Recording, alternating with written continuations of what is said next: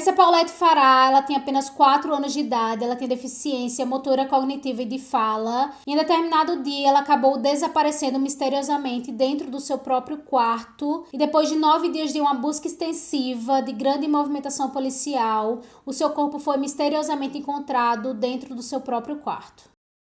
Hello, maravilhosos! Sejam bem-vindos a mais um vídeo aqui no canal. Se você gosta de vídeos sobre mistérios, teorias e casos reais, você veio ao canal certo.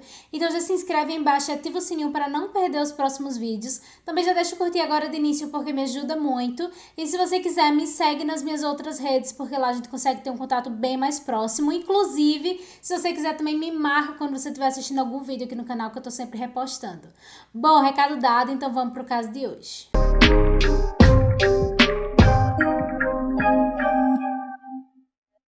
Paulette Guebara Farah tinha 4 anos de idade e nasceu em 20 de julho de 2005 no México. Ela era filha de Maurício Guebara e Lisette Farah e morava com seus pais e a sua irmã mais velha de 7 anos. A Paulette era portadora de necessidades especiais e a sua condição de saúde atrapalhava seu crescimento, mobilidade e fala. Então ela tinha muita dificuldade para andar sozinha e falava pouquíssimas palavras e também quase nunca conseguia formular frases inteiras. Por causa dessas necessidades de cuidado, tanto a Paulette quanto a irmã dela, que também se chamava Lisette igual a mãe, elas tinham companhia de 2 babás que praticamente passavam quase que 24 horas com as 2 meninas. Como elas eram pequenas, então praticamente essas 2 babás ficavam o tempo inteiro com elas. E inclusive essas 2 babás também eram irmãs e elas se chamavam Marta e Érica Casimiro. Foi aí que na sexta-feira, 19 de março de 2010, a Paulette e a irmã dela Lisette, elas acabaram viajando com o pai para uma cidadezinha chamada Vale de Bravo, que ficava a cerca de 2 horas da cidade onde elas moravam. E naquele final de semana específico, elas viajaram apenas com o pai, porque a mãe teria dito que faria uma viagem com uma amiga antiga, que ela não via há alguns anos.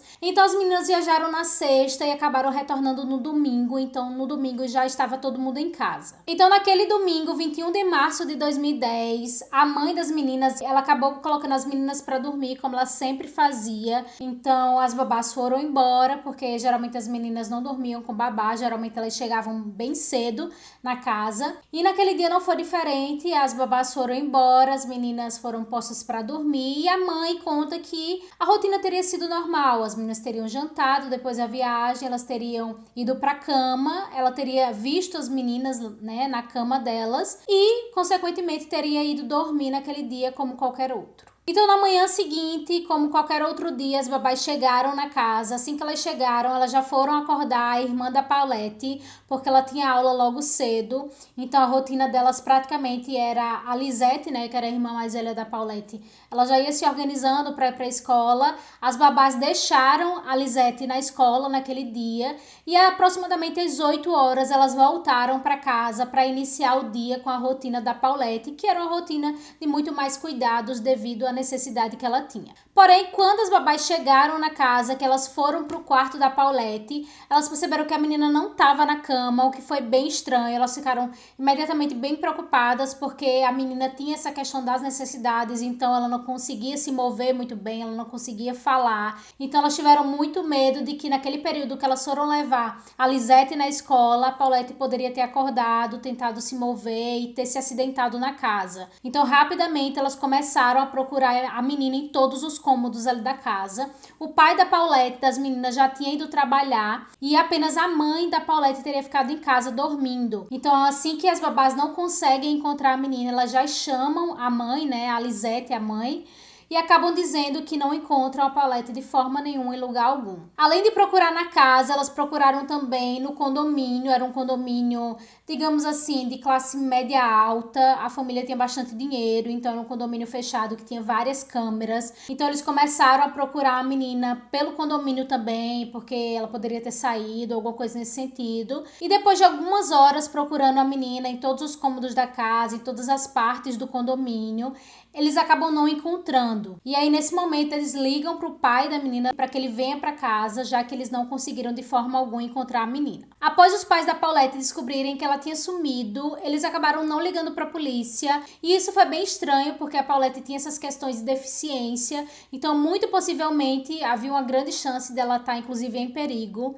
Então foi um ponto assim bem estranho assim deles não terem logo imediato chamado a ajuda da polícia, né? Porque qualquer coisa poderia ter acontecido com a menina. Mas naquele momento em que eles de fato não encontraram a Paulette, o pai dela acabou ligando para a irmã dele, que se chamava Arlete, e foi a Arlete que acabou comunicando para a polícia sobre o desaparecimento da menina. Como a família tinha muito dinheiro, então eles rapidamente conseguiram acesso praticamente direto ao procurador-geral do estado, chamado Alberto Basbás, que rapidamente iniciou as buscas. Assim que a polícia chega no prédio da família, eles começam a busca inicial, porém a família da Paulette já disse que não conseguiu encontrá-la por ali. Apesar disso, não haviam sinais que indicavam roubo ou sequestro e as fechaduras das portas e janelas estavam intactas, indicando que não teria tido uma entrada forçada na casa. O condomínio também tinha câmeras de vigilância, mas a polícia não conseguiu encontrar nenhuma imagem que indicasse que a Paulette teria sido levada como sequestro. E o mais estranho da situação é que a menina tinha deficiência motora, então ela não conseguiria sair por conta própria do apartamento. Naquela mesma tarde do desaparecimento, o procurador-geral Alberto Basbás, ele iniciou uma super busca atrás da menina, e isso acabou gerando um tanto de revolta assim na população, porque na época várias crianças estavam desaparecendo nas cidades, no país como geral, e não se via essa mobilização de polícia e de força atrás de encontrar essas crianças. Então, como a família da Paulette tinha dinheiro, as pessoas acusavam que justamente estava sendo feita essa grande busca atrás dessa menina só porque a família dela tinha dinheiro. Então foi um caso assim que inicialmente gerou bastante revolta ali no comportamento da polícia em detrimento das outras crianças que também estavam desaparecidas naquela época. Nessas buscas, a polícia divulgou cartazes com a foto da Paulette e informações sobre a sua idade, aparência e deficiências físicas. Além disso, eles também disponibilizaram um número de contato para que quem tivesse visto a menina notificasse a polícia. Naquele momento, a tia da Paulette, a Arlete, aquela que acabou ligando para a polícia, como ela tinha bastante influência ali na família, ela acabou enviando alguns e-mails para pessoas importantes e acabou distribuindo fotos da Paulette nas redes sociais, que rapidamente viralizaram. Naquela mesma noite, a mãe da Paulette, ela conseguiu espaço em um canal de TV para mandar uma mensagem para o suposto sequestrador pedindo para que ele deixasse a menina em algum lugar lotado ou mesmo um shopping center, que eles não fariam nenhuma denúncia e que eles deixariam a história por isso mesmo. Então ela fez esse apelo, já que eles tinham essa certa facilidade por ter dinheiro, obviamente, para ter acesso a algumas televisões. Então, eles aproveitaram esse canal aí para tentar falar com o suposto sequestrador da menina. Como a família Gebara tinha boas condições financeiras e eram bem influentes, então eles tiveram acesso fácil aos maiores canais de notícias e conseguiram colocar fotos da Paulette em outdoors por todo o México. Então, no dia 27 de março de 2010, a mãe da Paulette, ela abre a casa da família para disponibilizar mais uma entrevista para um canal de televisão, e nessa entrevista ela basicamente passeia pela casa, mostra os cômodos, inclusive mostra o quarto da Paulette, e quando ela vai mostrar o quarto da menina, ela mostra também alguns pertences da menina, inclusive algumas roupas, e uma das roupas que se destaca seria um pijaminha de rena, que ficou assim bem destacado no vídeo, e é um ponto que acabou gerando uma atenção posterior. Então nessa entrevista aí que ela fez mais apelos, né, para que devolvessem a menina, explicando que a menina tinha algumas necessidades especiais. E durante essa entrevista aí, ela acaba, né, de fato mostrando esses pertences da Paulette e especificamente essa roupinha de dormir, que era uma roupinha de rena. O Maurício, o pai da Paulette, também fez diversos apelos em vários canais de televisão. Então, frequentemente, tanto a mãe quanto o pai estavam, né, disponibilizando entrevistas, aparecendo na mídia para que de fato a menina fosse devolvida. Então, frequentemente eles estavam pedindo apelo para que devolvessem a menina, que eles não fariam nada, não fariam uma denúncia, eles só queriam a menina de volta. Foi aí que no dia 29 de março, o procurador-geral, Bas Bas, ele anunciou que os pais da Paulette, a Érica e a Marta, que eram as duas babás, eles estavam sendo todos investigados devido a inconsistências nos depoimentos realizados por cada um deles. Inclusive a Lisete, ela acabou se tornando a principal suspeita ali do caso naquele momento da investigação, porque a polícia, durante a investigação, acabou descobrindo uma gravação onde supostamente a Lisete orientava a filha dela, que também se chamava Lisete, a não contar nada para os investigadores sobre o desaparecimento da filha, para que elas não fossem consideradas culpadas. Então isso acabou sendo bem estranho ali para os policiais e para a investigação. Nessa conversa, a irmã da Paulette pergunta o porquê de não contar nada para a polícia e a mãe supostamente teria dito, abre aspas, porque senão eles vão nos culpá-lo por roubá-la ou por você tê-la levado para ser roubada, fecha aspas. Ao ser questionada sobre esse trecho de conversa, que inclusive até vazou na mídia na época, a mãe da Paulette, ela conta que teria sido uma conversa com a filha dela, uma conversa de mãe e filha, e que as pessoas estavam retirando aquela parte do contexto. Então era apenas uma conversa de mãe e filho, não tinha nada a ver com o desaparecimento da menina. Foi aí que no dia 31 de março de 2010, depois de 9 dias de buscas acirradas atrás da menina, o corpo da Paulette foi encontrado no próprio quarto da menina. Exatamente naquele dia, tanto os pais da menina quanto as duas babás foram presas como sendo suspeitas ali daquele crime. A polícia encontrou o corpo da Paulette em um espaço entre o colchão e a estrutura dos pés da cama de madeira. Aquela descoberta foi bem estranha porque a polícia tinha verificado o quarto da Paulette cerca de 5 vezes antes, e inclusive utilizaram ajuda até de cães farejadores, mas a menina não tinha sido encontrada. E um ponto que a polícia também coloca é que eles fizeram a investigação tanto no quarto, quanto na casa, quanto no condomínio desde o primeiro dia do desaparecimento. Então, muito provavelmente, se o corpo estivesse lá desde o início, eles sentiriam pelo menos algum cheiro diferente, né? Porque foram 9 dias de busca. Então, teoricamente, o corpo já estaria bem avançado da decomposição. Então, muito provavelmente, se eles não encontrassem de fato o corpo rapidamente, eles iriam encontrar pelo cheiro. E não foi isso que aconteceu. Então, todo momento que eles ficaram ali buscando no quarto da menina, nenhum corpo tinha sido encontrado e agora, misteriosamente, o corpo estava lá. Então, a polícia estava suspeitando bastante ali das pessoas que estiveram na casa quando a menina desapareceu. Além disso, foi realizado e distribuído na mídia um suposto vídeo forense do encontro do corpo de Paulette. No suposto vídeo, uma equipe de 3 especialistas forenses entraram no quarto da Paulette às 2 horas da manhã e caminharam até a cama e começaram a fazer medições, informando em voz alta suas características e registrando suas atividades em vídeo. A certa altura do vídeo, um deles declarou 2 vezes que a Paulette teria sido, entre aspas, severamente espancada até a morte. E alguns momentos depois, o perito forense à sua direita removeu o cobertor da cama e revelou 2 grandes manchas de sangue, uma delas do tamanho da cabeça de um adulto. Esse mesmo homem caminhou até a frente da cama e, com a ajuda do outro perito forense, retirou todos os lençóis até revelar o cadáver da Paulette, parcialmente escondido em um dos lados do colchão. Embora as autoridades policiais tiverem entregue essa gravação para a mídia, mostrando a forma que o corpo foi encontrada, né, naquela perícia que eles estavam fazendo, muitas pessoas especulam que, na verdade, aquela era uma reconstrução do caso, porque eles meio que já sabiam onde o corpo estava, então foi muito estranho eles de fato já entrarem no quarto da menina, já encontrarem o corpo, já darem algumas características do corpo antes mesmo de encontrá-lo, entre aspas. Então todo mundo meio que colocou em xeque essa gravação como se a polícia soubesse já como o corpo tinha sido encontrado. Então eles colocaram esse vídeo como sendo uma reconstituição do caso e não de fato como a descoberta real do corpo da menina. Foi constatado também que nenhum dos peritos no vídeo parece demonstrar surpresa ao descobrir o corpo e ainda continuam narrando os acontecimentos como se repetissem um roteiro. A hora em que o vídeo foi gravado também foi muito incomum, já que esses procedimentos legais geralmente são realizados durante o dia e aquela gravação em específico teria sido realizada às 2 horas da manhã. A maior polêmica, na verdade, sobre sobre a descoberta desses vídeos é que assim que eles vazaram na mídia, o procurador-geral Bas Bas, ele já imediatamente chamou uma entrevista para dizer que aquele vídeo supostamente mostrava que a Paulette teria morrido sufocada e não mencionava nada a respeito da agressão que a menina supostamente teria recebido, como os peritos teriam dito no vídeo.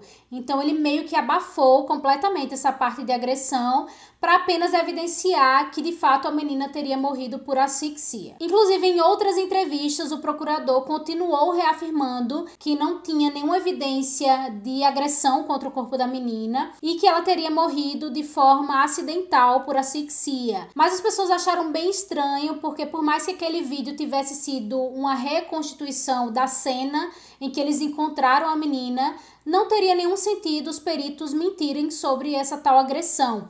Então todo mundo ficou naquela situação de dúvida, sem saber se o procurador-geral ele estava falando a verdade ou se ele estava querendo ocultar alguma coisa ali naquela história. De acordo com a autópsia oficial, a menina teria morrido por asfixia mecânica por obstrução das fossas nasais, provavelmente causada pelo pano que a menina dormia sobre a boca, que era colocado todas as noites para evitar que ela dormisse com a boca aberta, e compressão tórax-abdominal. No relatório da autópsia constava que o corpo da menina não teria sido manipulado após sua morte e que ela havia comido pelo menos 5 horas antes da sua morte. Além disso, apresentava sinais de pancada no cotovelo e joelho esquerdo. Porém, não foram constatados sinais de violência física ou sexual e a morte ocorreu entre 5 e 9 dias antes da análise ser feita. Ou seja, eles concluíram que ela poderia ter morrido no primeiro dia do desaparecimento. Então, de acordo com esse relatório da autópsia, a Paulette possivelmente, supostamente, ela teria rolado na cama enquanto estava dormindo. Por algum motivo, ela teria prendido a cabeça entre o colchão e entre a parte da cama. Como ela tinha um paninho na boca para cobrir, muito provavelmente ela teria sufocado com esse pano. E aí ela teria falecido desde aquele primeiro dia que ela supostamente desapareceu e teria passado despercebida nesses 9 dias de busca. Então, basicamente, foi isso que o relatório concluiu. No entanto, a polícia não acreditou muito nesse relatório, eles acharam muito estranho, já que eles tinham feito extensas buscas ali dentro do quarto e não tinha evidência nenhuma do corpo da menina. Então, eles acreditavam que, na verdade, a menina teria sido assassinada e provavelmente o seu corpo teria sido colocado posteriormente ali no quarto, até para que fosse encontrado, porém ele teria colocado o corpo escondido ali entre o colchão e a cama, para que houvesse alguma dificuldade ali de encontrar. Mas eles não acreditavam muito aí nesse relatório, porque era uma situação assim bem estranha. Um outro ponto que a polícia levantou é que, de acordo com o relatório, a menina teria morrido desde o primeiro dia do desaparecimento, ou seja, já eram 9 dias de desaparecida, porém, de acordo com a investigação, o corpo estaria naquele local há apenas 3 dias e não 9 dias, que seria o primeiro dia do desaparecimento.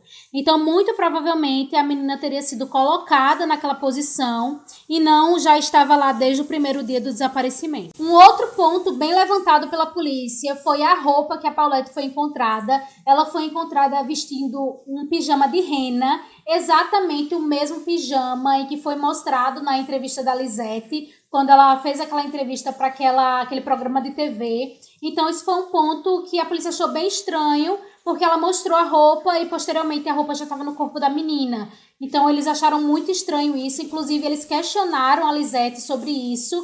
E ela supostamente teria dito que, na verdade, essa roupa que ela mostrou no vídeo seria da irmã mais velha da Paulette e que, por algum motivo, tinha saído ali na entrevista, mas a roupa estava no lugar errado. Então, na verdade, aquela roupa que passou na entrevista seria da irmã da Paulette e não a roupa que a Paulette estaria vestindo. As babás da Paulette também foram chamadas para prestar depoimentos sobre aqueles dias que passaram e elas declararam que não havia possibilidade do corpo da menina estar no quarto o tempo todo, já que elas e outras pessoas entravam constantemente no quarto para procurá-la. De acordo com a babá Érica, abre aspas, se tivesse sido assim, acho que a gente teria notado, já que milhares de pessoas vieram procurá-la. A cama estava feita, nunca vi o colchão puxado para trás, não vi nenhum pacote ou algo assim. Não faz sentido para mim que o corpo possa estar lá desde segunda-feira. Fecha aspas. Apesar das diversas contradições dos depoimentos dos pais e das babás, principalmente as babás afirmando que não fazia sentido nenhum o corpo ter sido encontrado,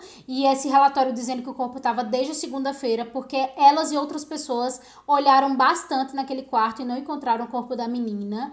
Então, como no relatório da autópsia tinha dito que na verdade a morte teria sido acidental, então os pais eles não foram indiciados, né, não foram mais profundamente investigados a respeito desse caso. Então, no dia 4 de abril, tanto os pais quanto as babás, eles foram soltos, porque não teria nenhum indício ali, né, a partir do relatório da autópsia, que eles teriam tido alguma participação na morte da menina. Apesar disso, algumas fontes dizem que a Lisete, a mãe da Paulette, em várias oportunidades, teria supostamente comentado, abre aspas, mesmo que a Paulette tenha sumido, ela ainda tinha outra filha, fecha aspas.